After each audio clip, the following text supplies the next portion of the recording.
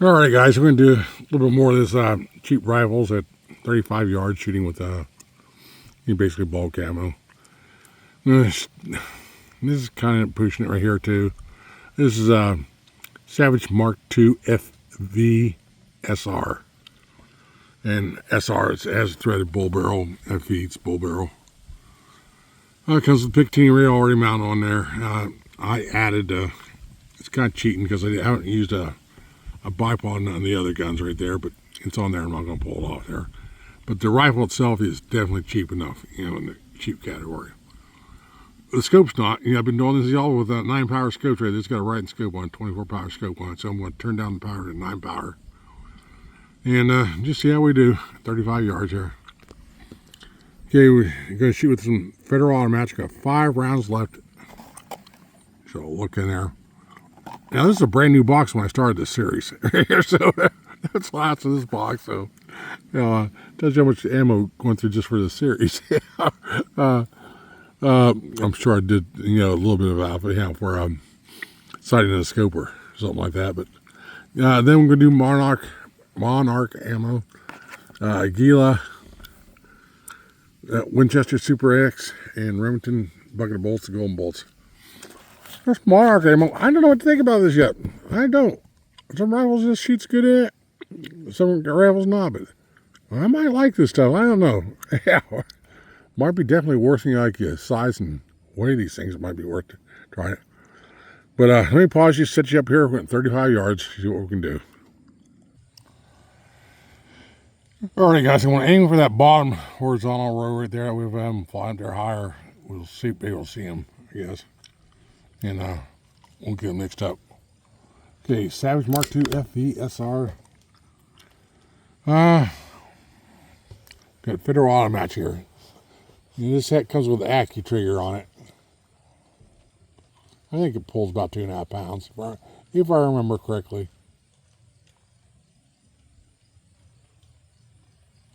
Oh, actually I had it cranked up on high power here. The scope wise. I better turn back to the 9-power. I was thinking, man, it looks good. Okay, back on 9-power. It'll be fair.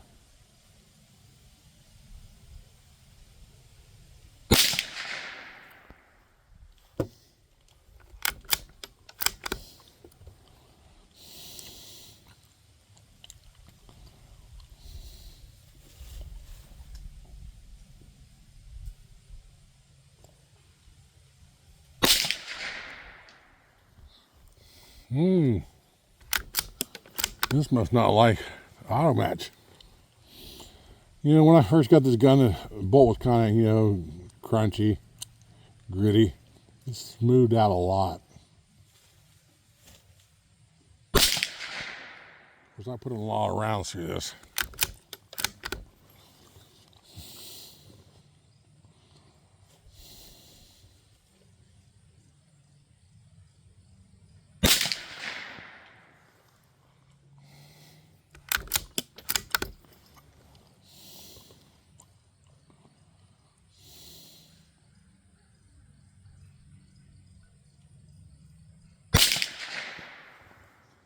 Okay, well, put warm here. I had to siphon that cold bore flyer there.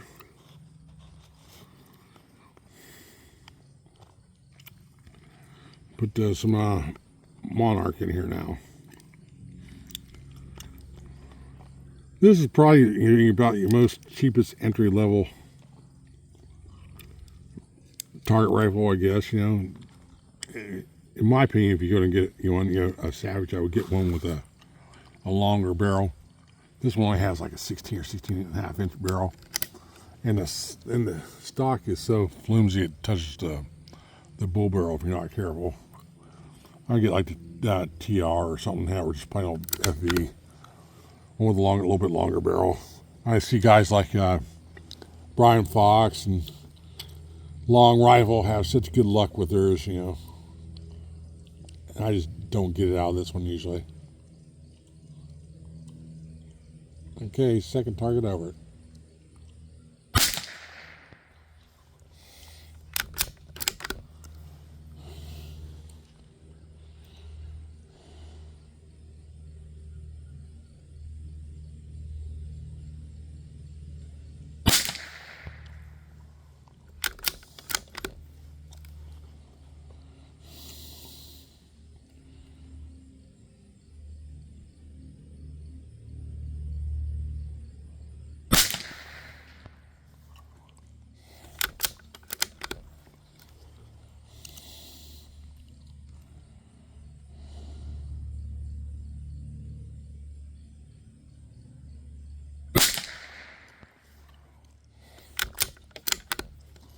Looks like it's liking this Monarch pretty good.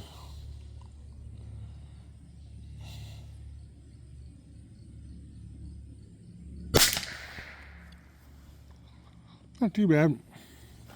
And I'm always not the biggest fan of AccuTrigger. I get a real light trigger, you know, like I say, about 2.5 pounds. Could be a lot worse, I know. Good Brian Fox, he took his out and polished his and does good. I might have to do that. Or if you're going to do a replacement trigger, there's only one place I know that I can find that does a replacement trigger for these Mark II rivals, and that's, what is it? Rival Basics, I think it's called. And I thought about getting one for that. Okay, we got the Gila in here, 5 rounds.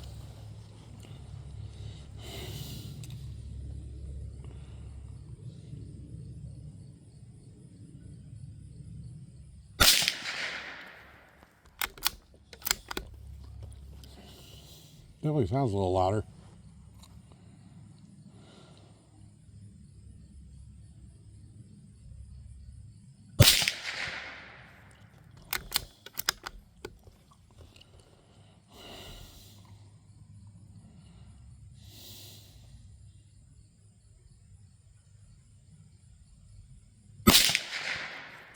This Gila's done pretty well in most all rifles in this series here.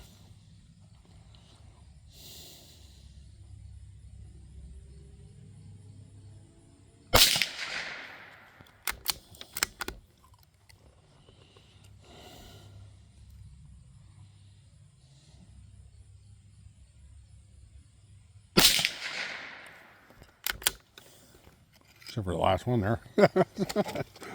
All right, Winchester Super X.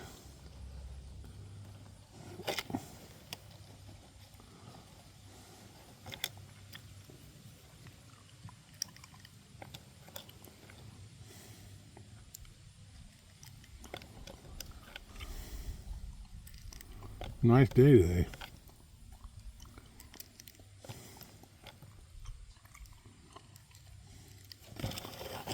Okay, these Winchester Super X, they have that big, fat, flat hollow point on them. Don't like to feed a lot of rifles. That one seemed to jack in there just fine. Okay, next target over.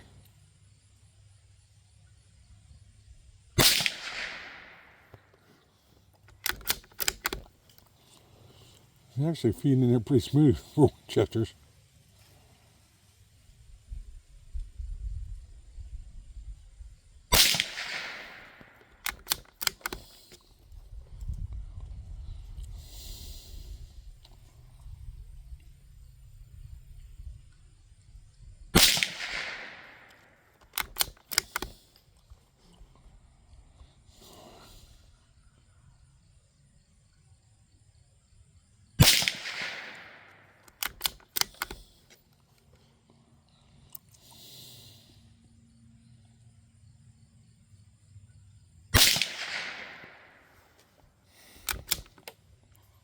That was it.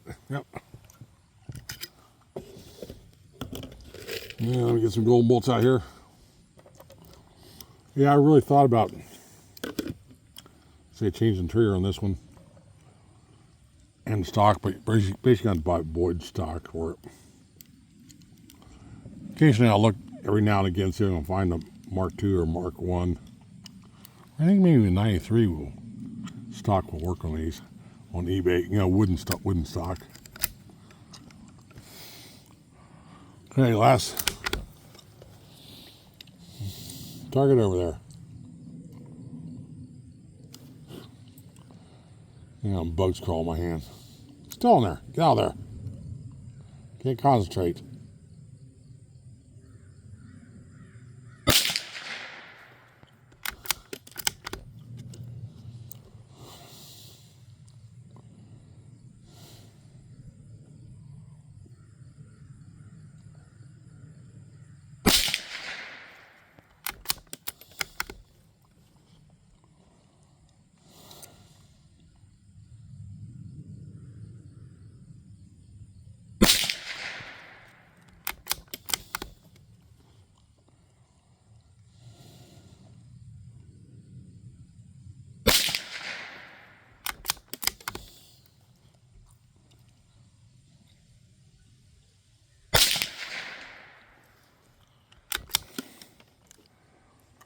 Alright guys, here she is.